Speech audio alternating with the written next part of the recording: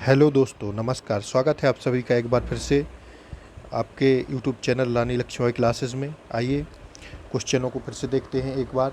पहला क्वेश्चन जो आपका है ज्योग्राफी से स्टार्ट करते हैं दोस्तों। और देखिएगा आप लोग वीडियो को लाइक करें, शेयर करें, अपने दोस्तों के पास ज़्यादा से ज़्यादा शेयर करें। और अगर आप चैनल पर नए हों तो सब्सक्राइब करना ना भूलें दोस्तों। और आइए पहला क्वेश्चन को देख लेते हैं। अम्ल वर्षा से निम्नलिखित देशों में से कौन क्षतिग्रस्त होते हैं? जो अम्ल वर्षा होती है दोस्तों, उसमें कौन से देश क्षतिग्रस्त होते हैं? तो इसका राइट आंसर जो है वो ऑप्शन सी हो जाएगा, नॉर्वे। लेकिन जो अम्लीय वर्षा होती है दोस्तों वो क्या होती है, ज़रा इसको देख लेते हैं। तो इसका जो राइट आंसर है वो तो ऑप्शन सी हो जाएगा। जो अम्लीय वर्षा है दोस्तों वो प्राकृतिक रूप से अम्लीय वर्षा होती है, लेकिन इसका कारण यह है कि पृथ्वी के वायुमंडल में सल्फर डाइऑक्साइड और नाइट्रोजन ऑक्साइड जो होती है वो जल के साथ क्रिया करके नाइट्रिक अम्ल और गंधक का तेजाब बन जाता है दोस्तों अम्ल वर्षा में। तो अम्ल वर्षा में जो होते हैं वो दो प्रकार के वायु प्रदूषणों से आते हैं। एक आता है SO2 और एक आता है NO2 से। ये प्रदूषक प्रारंभिक रूप से कारखानों की चिमनियों और स्वचालित वाहनों के जलाने से उत्सर्जित होकर वायुमंडल में मिल जाते हैं। और दोस्तों जो आगरा का ताजमहल है उसका जो रंग पीला पड़ने लगा है वो अम्लीय वर्षा का ही कारण है। तो दोस्तों इसका जो राइट आंसर है वो ऑप्शन सी हो जाएगा। आइए नेक्स्ट क्वेश्चन देखते हैं। अंतर्राष्ट्रीय अम्ल वर्षा सूचना केंद्र स्थापित किया गया है। तो ये जो अंतर्राष्ट्रीय अम्ल वर्षा सूचना केंद्र है कहाँ पर स्थापित किया गया है? तो ये ओस्लो में स्थापित किया गया है दोस्तों। तो इसका राइट आंसर ऑप्शन बी हो जाएगा। आइए आगे देख लेते हैं। खाद्य श्रृंखला फूड चेन में मानव है एक निर्माता, केवल प्राथमिक उपभोक्ता, केवल द्वितीयक उपभोक्ता, या डी प्राथमिक तथा द्वितीयक उपभोक्ता दोनों। तो इसका जो राइट आंसर है दोस्तों, खाद्य श्रृंखला फूड चेन में मानव प्राथमिक तथा द्वितीयक उपभोक्ता दोनों है। तो इसका राइट आंसर ऑप्शन डी हो जाएगा। नेक्स्ट क्वेश्चन देख लेते हैं। उत्तर पश्चिमी पवनों के कारण भारत में क्या होता है? उत्तरी पश्चिमी हवा के कारण भारत में क्या होता है? शीतकालीन वर्षा, चेन्नई में शीतकालीन वर्षा, थार मरुस्थल में तूफान, या हिमालय में तेज हवाओं का चलना। तो इसका जो राइट आंसर है वो आपका हो जाएगा ऑप्शन बी, चेन्नई में शीतकालीन वर्षा उत्तरी पश्चिमी हवाओं के कारण भारत में होती है। आइए नेक्स्ट क्वेश्चन देख लेते हैं। भारत का सबसे बड़ा नमक उत्पादक राज्य कौन सा है? दोस्तों आइए ऑप्शन को देखिए आप लोग। भारत में जो नमक सबसे ज़्यादा किस राज्य में होता है दोस्तों? तो इसका जो राइट आंसर है वो ऑप्शन बी हो जाएगा, गुजरात में। क्योंकि गुजरात में देश का 71% नमक का उत्पादन अकेले गुजरात करता है दोस्तों। 71%, 71%। तो इसका राइट आंसर ऑप्शन बी हो जाएगा। नेक्स्ट क्वेश्चन देखते हैं। अलमाटी बांध किस नदी पर स्थित है? तो जो अलमाटी बांध है दोस्तों वो आपका अलमाटी बांध परियोजना उत्तरी कर्नाटक में कृष्णा नदी पर स्थित है। तो ये कृष्णा नदी और ये कर्नाटक में स्थित है। और यह जो परियोजना थी वो 2005 में बनकर तैयार हुई थी। तो इसका जो राइट आंसर है दोस्तों वो ऑप्शन ए हो जाएगा। आइए नेक्स्ट क्वेश्चन को देख लेते हैं। भारत की सर्वाधिक सीमा किस देश के साथ लगती है? अच्छा क्वेश्चन है, आप लोग देखिए। पाकिस्तान, चीन, बांग्लादेश, या नेपाल? तो दोस्तों पाकिस्तान जो है इसके साथ भारत की सीमा जो लगती है वो 3323 किलोमीटर लगती है। और चीन के साथ जो है 3488 किलोमीटर लगती है। और बांग्लादेश जो है, इसके साथ भारत की जो सीमा है वो 4096.7 किलोमीटर लगती है। और जो नेपाल है, इसके साथ 1751 किलोमीटर लगती है। तो दोस्तों आप लोग देख लीजिएगा, इसका राइट आंसर जो है, भारत की सर्वाधिक सीमा किस देश के साथ लगती है, तो इसका राइट आंसर जो है हो जाएगा ऑप्शन सी, बांग्लादेश के साथ। आइए नेक्स्ट क्वेश्चन देखते हैं।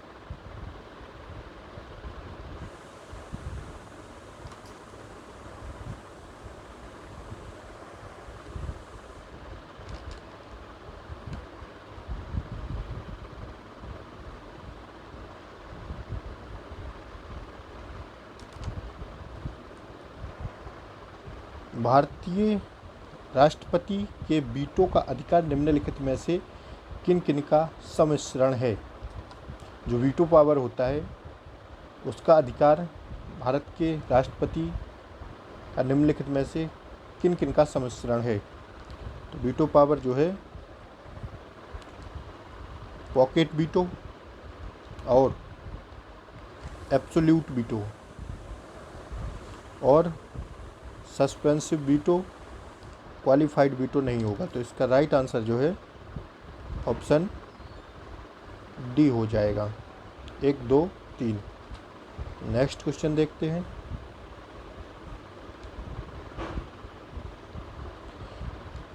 मूल अधिकारों के संबंध में निम्न में से कौन से कथन सही हैं। अब तक देखना है कि जो मूल अधिकार हैं, इसे न्यायालय में चुनौती दी जा सकती है।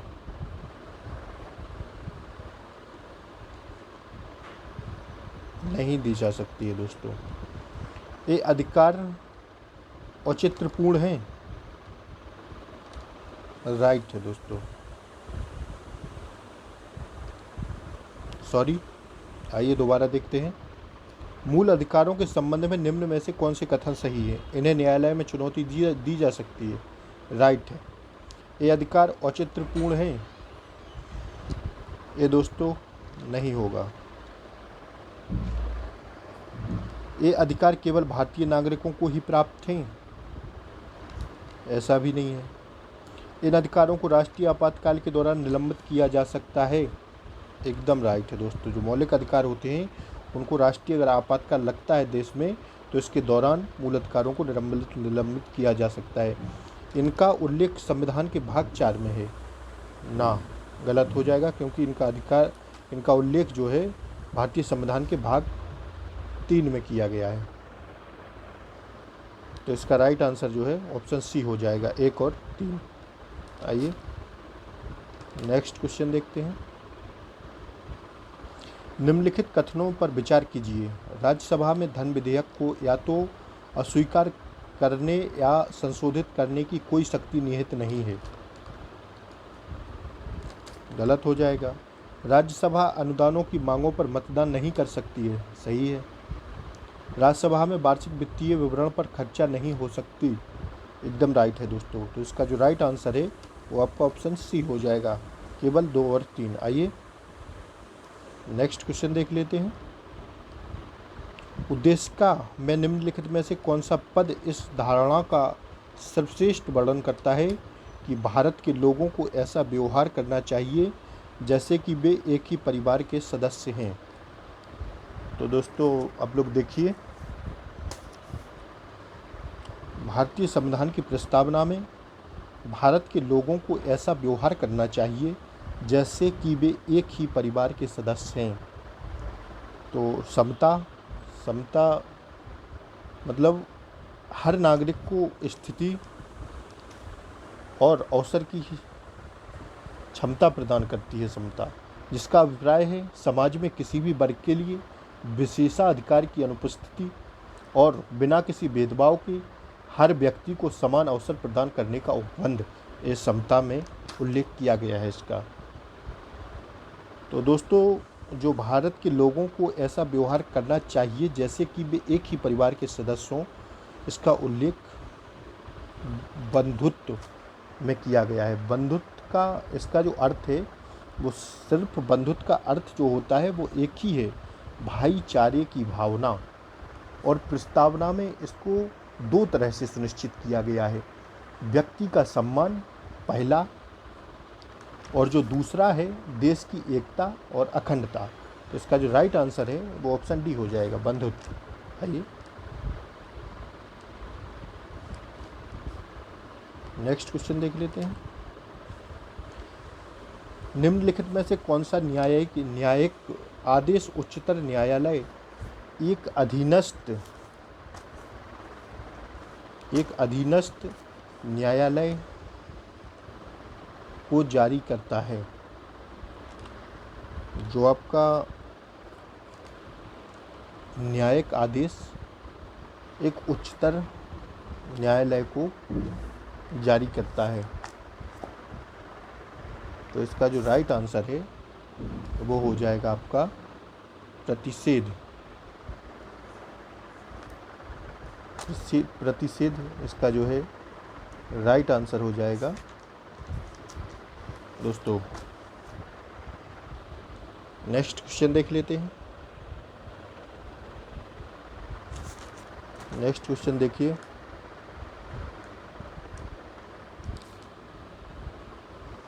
निम्न में से कौन नागरिकता के अर्जन हेतु शर्तों को नियत करने के लिए सक्षम है? तो इसका राइट आंसर जो है ऑप्शन डी हो जाएगा, संसद। अशोक का कौन सा शिलालेख सबसे लंबा है? तो इसका राइट आंसर जो है अशोक का 13वां शिलालेख सबसे लंबा है। आइए नेक्स्ट क्वेश्चन देख लेते हैं। कोणार्क का मंदिर देखना है, सुमेलित नहीं है, देखना है आपको। तो कोणार्क का सूर्य मंदिर जो है उड़ीसा में स्थित है, एलोरा की गुफाएं महाराष्ट्र में स्थित हैं, हम्पी का रथ कर्नाटक में है, रानी की वावड़ी ये राजस्थान में नहीं है दोस्तों, ये गुजरात में है।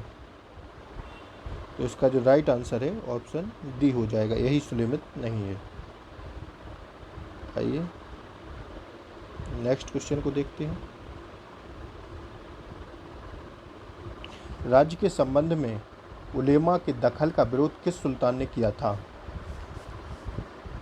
इसका जो राइट आंसर है ऑप्शन बी हो जाएगा, अलाउद्दीन खिलजी ने। हिस्ट्री के क्वेश्चन है, देखिए। निम्नलिखित में से कौन सा मुगल शासक अफीम का शौकीन था? तो आप लोग जानते हैं हुमायूं जो था वो अफीम का बहुत बड़ा शौकीन था। आइए नेक्स्ट क्वेश्चन देख लेते हैं। दो असमान पदार्थ के अणुओं के बीच लगने वाला बल कहलाता है? तो इसका राइट आंसर जो हो जाएगा ऑप्शन ए, आसंजक बल। नेक्स्ट क्वेश्चन देख लेते हैं। लिफाफे का गोंद से चिपकाना कौन से बल का उदाहरण है? लिफाफे का जो गोंद से चिपकाना होता है वो कौन से बल का उदाहरण है? तो वो भी आसंजक बल का उदाहरण है। आइए नेक्स्ट क्वेश्चन देख लेते हैं। छिपकली का दीवार पर चलना कौन से बल का उदाहरण है? तो ये भी दोस्तों आसंजक बल का उदाहरण है। विश्व का पहला कृत्रिम रबड़ है? तो ये आपका ऑप्शन देख लीजिए, नियोप्रीन, ब्यूटाडाइन, आइसोप्रीन या स्टाइरेन। तो इसका जो राइट आंसर है नियोप्रीन हो जाएगा। आइए संपूर्णानंद संस्कृत विश्वविद्यालय, ये आपका देखना है निम्नलिखित में से कौन सही सुमेलित हैं? तो संपूर्णानंद संस्कृत विश्वविद्यालय वाराणसी में है, बुंदेलखंड विश्वविद्यालय झांसी में है, और आचार्य नरेंद्र देव कृषि विश्वविद्यालय ये आपका अयोध्या में है, एकदम राइट है। वीर बहादुर सिंह पूर्वांचल विश्वविद्यालय ये आपका गोरखपुर में नहीं है, ये आपका जौनपुर में है। तो इसका जो राइट आंसर है ऑप्शन सी हो जाएगा, 1, 2 और 3। आइए उत्तर प्रदेश में जैन एवं बौद्ध दोनों का प्रसिद्ध तीर्थ स्थल है? तो जो जैन और बौद्ध हैं इनका जो प्रसिद्ध तीर्थ स्थल है वो कौशाम्बी में है। आइए नेक्स्ट क्वेश्चन देखते हैं। उत्तर प्रदेश का प्राचीनतम जीवंत नगर है? तो आप सब जानते हैं कि जो उत्तर प्रदेश का प्राचीनतम नगर है वो वाराणसी है। आइए, विश्व का सबसे बड़ा दुग्ध उत्पादक देश है ब्राज़ील, अमेरिका, भारत, जापान। तो इसका राइट आंसर हो जाएगा ऑप्शन सी, भारत।